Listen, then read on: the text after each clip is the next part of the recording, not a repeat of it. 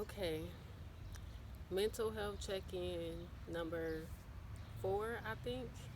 It's Friday, May 15th, 2020. I'm still getting used to talking on camera. It's still kind of awkward, so bear with me.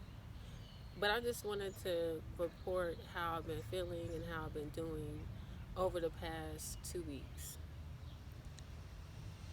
I think I'm in a better space mentally, emotionally, and spiritually. I've been really working on being consistent with writing, meditation, and reflecting.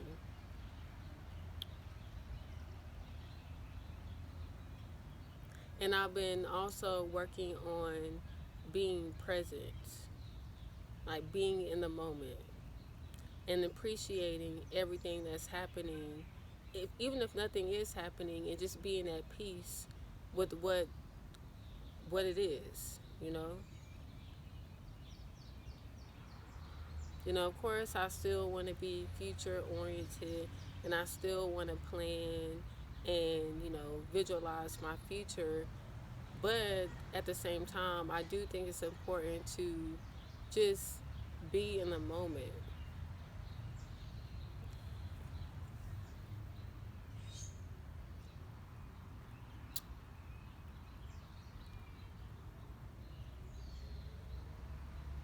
This is just me free thinking, so sorry if I'm pausing. I'm just, reflecting.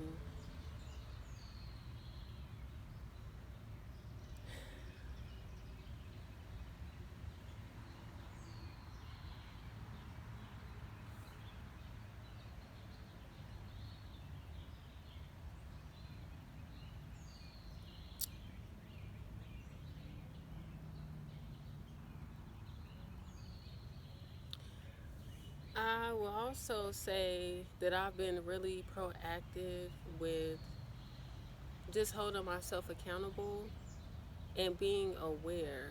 Like if I'm having a negative thought, I corrected myself in the moment versus just allowing the negative thoughts to continue and continue.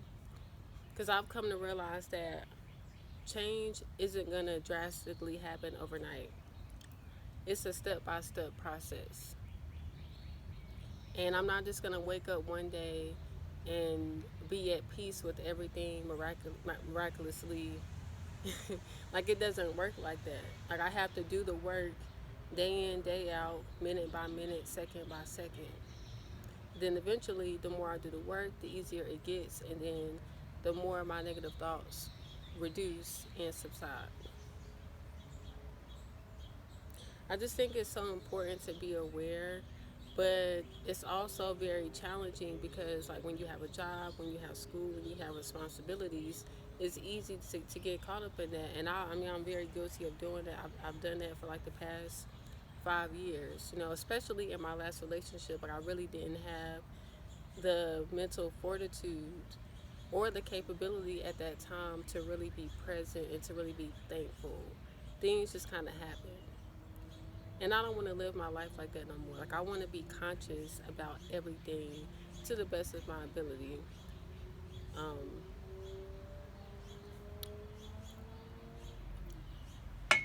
because, bad things are going to happen. Everything is really about probability and working to reduce the bad things from happening. I've also been reflecting on intentionality, excuse me, just being intentional and coming, just making sure I'm coming from a authentic, healed, complete place.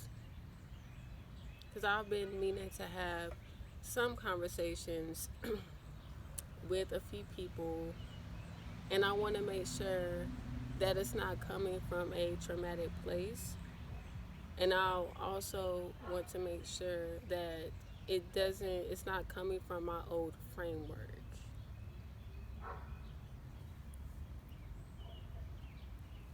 I mean, in reality, the conversations I want to have, it's about things that have nothing to do with me.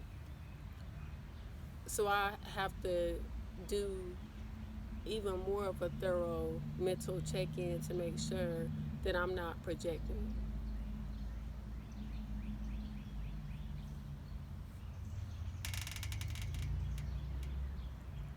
You know, like over the past week or so, things have just been coming to me. Okay, I just want to make sure I'm still recording. Things have been coming to me, and at first, I really didn't know where it came from because it just came out of nowhere. But talking to my cousin, you know, I think he gave me the origin. Because he said that when you develop a new framework or a new story, you have to look at things from a new lens or from a new perspective. Cause that, I mean, that's the whole purpose, right? Because if you, excuse me, if you don't look at things from a new perspective, then you might as well have the old story. You know, I guess I'm at a stage where I don't want to contribute to people's dysfunction. Not saying I'm not dysfunctional or I'm whole, because I'm working at it. It's, like I said before, it's a process, but I'm trying to improve it. You know, when I say dysfunction, I'm referring to people that live in dysfunction and they're okay with it. Like they're not trying to change it, they're not trying to improve it. They're comfortable, they're complacent within their own dysfunctional behavior. And I don't want to contribute to that anymore. I don't want to enable that type of behavior. I want to have positive energy. And in order for me to have positive energy and maintain that positive energy, then I have to be aware of my environment. And I have to pay attention to people that may impact that in a negative way.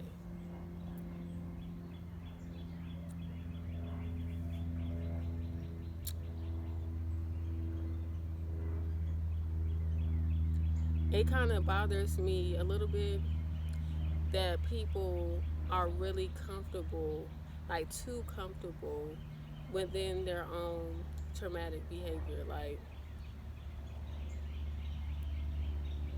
I don't like that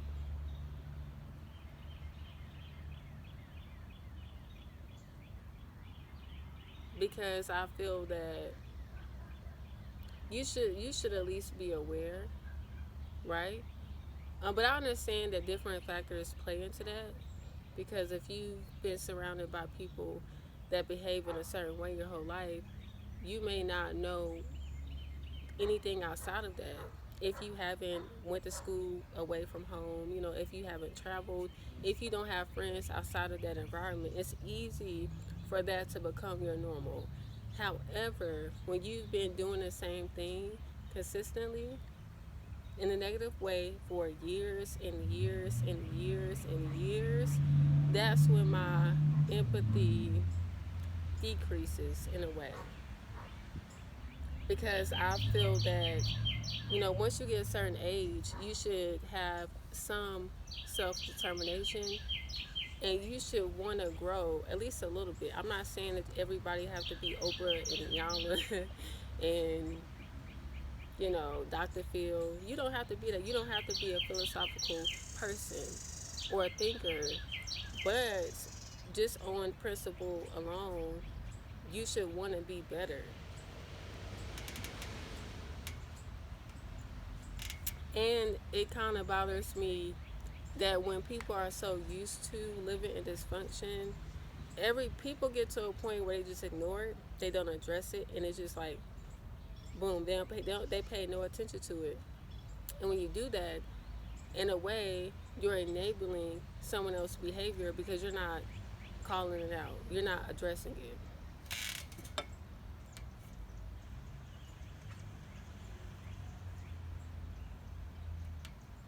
But I mean, it's a layered situation because at the same time, I don't believe that you should go around trying to police other people and how they behave. I'm just saying that if it impacts you, if it's within your immediate environment, if it's impacting people you care about, you can at least address it, right? And when you address it, you don't necessarily have to lecture somebody and be super disrespectful and be self righteous. No, but you could just put it on the table. You can present it. But when you do that, or if you decide to do that, it's important to reflect on where it's coming from, because you don't want to make it about you. But like,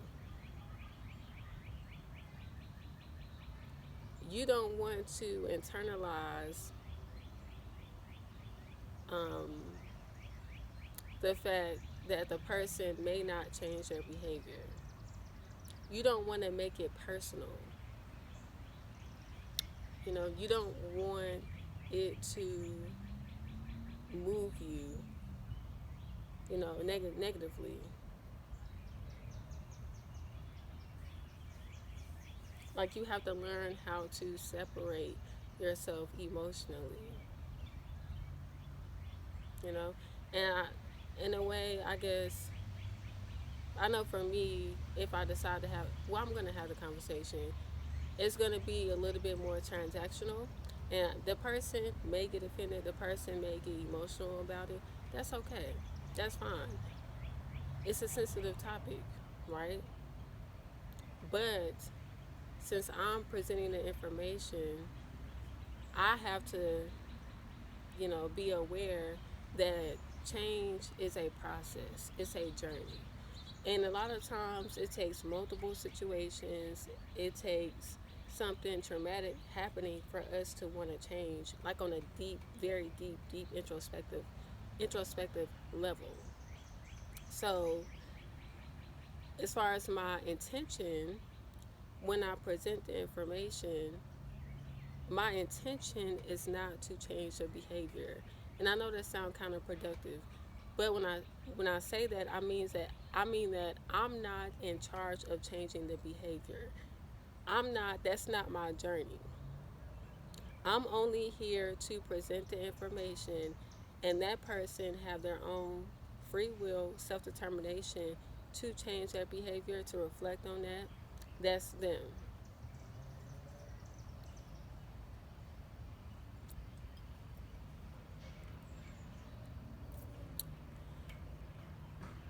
So that's where I'm coming from right now. That's how I feel.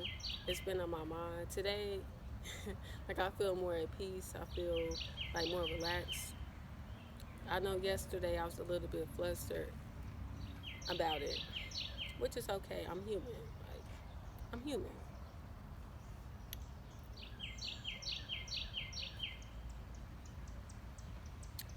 You know, this guy asked me today if I'm dating or if I'm interested in dating right now, and I was like, no, I'm not.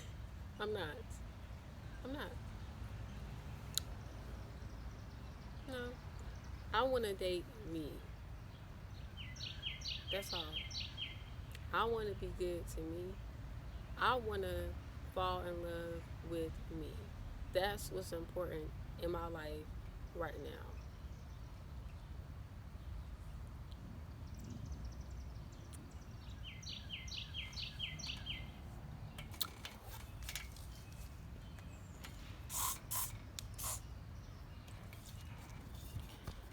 Okay, I'm trying to think. Is there anything else on my mind?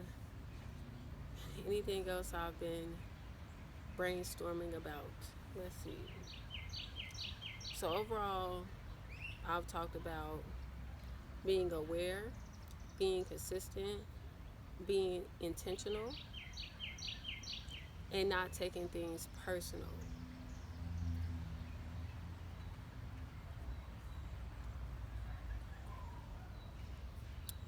Just like living in a new framework, being the new framework.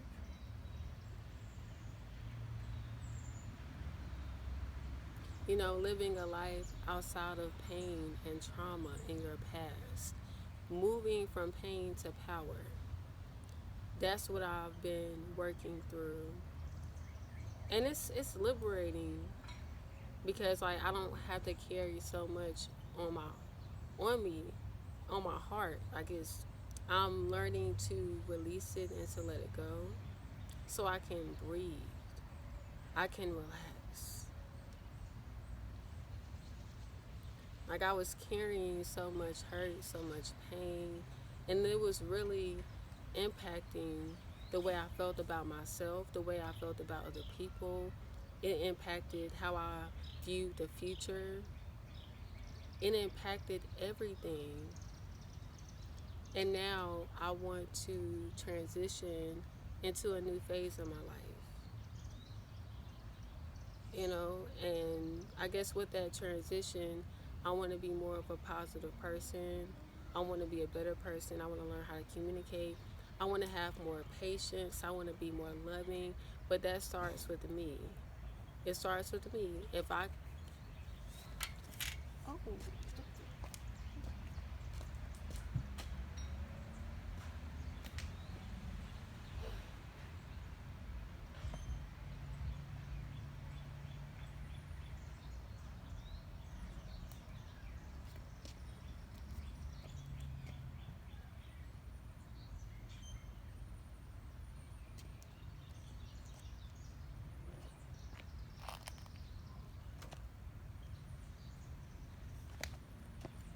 okay, sorry. But yeah, that starts with me. If I can't learn to be patient and to love me, if I can't learn to be introspective and to really evaluate how I feel in my thought process, there's no way I can do that for another human being. And I don't want to keep repeating the same relationships. It's just baggage. I don't want to live in my baggage anymore. I want to be free. I want to be liberated, you know? So in order to get to that mental space, you have to work at it and you have to be patient. It's not an overnight process. It's not supposed to, because I mean, what's the purpose of life if it only takes you, if we all got it by the time we were 18 years old, what would be the purpose of living until you're 80? Life is a journey. And it's so much that I have to learn. I mean, that we all have to learn. And I just feel that we're never too old to learn. But in order for you to do that, you have to be open. You know, you have to be able to take in new perspectives, new experiences from people, from family, from you.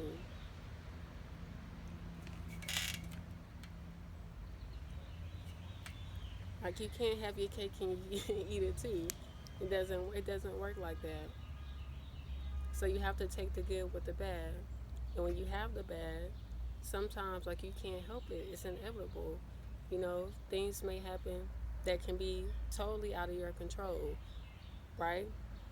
But when you are experiencing bad situations, uh, evaluate it, process it, try to learn from it. Try to look at it from a positive point of view if you can. I mean, you have some situations that are all around negative, right? And they could be all around negative at that moment, but if you keep an open mind, a year later, maybe 2 3 years later, you may look at it like, damn, I'm thankful I went through that, because if I didn't go through that situation, I wouldn't have the knowledge I have now. I wouldn't be where I am now. So you have to look at things as a stepping stone. And you may not see the other side. It may take you years to see the other side, but it's worth it. It's always going to be worth it. You just have to do the work. And you know what, I think I'm moving, because I've been sitting in pain for so long, for years, like just marinating and marinating and marinating, just there like soup. And I'm tired of living in that. I don't want to be in that space anymore. You know, And I guess a part of that, a part of moving from pain to power, excuse me, a part of moving from pain to power is accountability. And holding yourself accountable and reflecting on situations where maybe you were the problem. Maybe you weren't the best communicator. That's okay. I just don't, I don't want to blame people or society or systems for my own dysfunction. I don't want that to be the scapegoat anymore. I've understood intellectually what it means when people say you have the power to create the life that you want, but now it's starting to resonate on a mental, spiritual, emotional level. Like now I'm starting to actually sit with that. And it's, I mean, it's a big difference.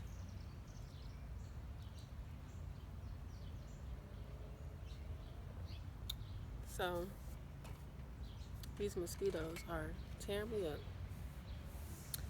That's where I'm at right now. This is going to be a very solo dolo summer, but it's okay because I haven't had a solo dolo summer since I was a teenager, since before I went out to college. And before, I guess when I was in my depression, when I was in my trauma, I always said that I felt that I was 15 years old emotionally. Like my inner child is still wounded. But I think I'm in the midst of having a full circle moment because when I was 15, 16, I was alone a lot. I would go to the mall alone, go to the movies by myself, like go anywhere alone. And now I'm going back to that. But the difference is that I'm older. I know a little bit more. So now I'm a big sister to my inner child. And I could tell my inner child, it's okay. You're going to be all right. Things will get better.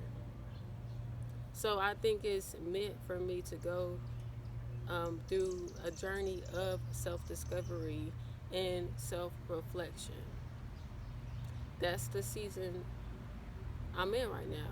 And I have to appreciate it. I can't complain about it. I can't I can't be like, oh, poor me, poor Kita, for being like poor Kita for being alone. No, no more poor me. No, it. I need to go from a victim to a survivor.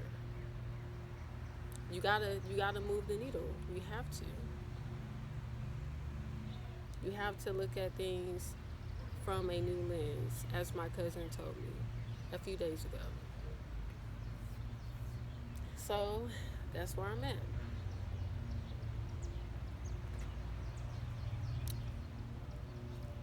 Peace out. Until next time.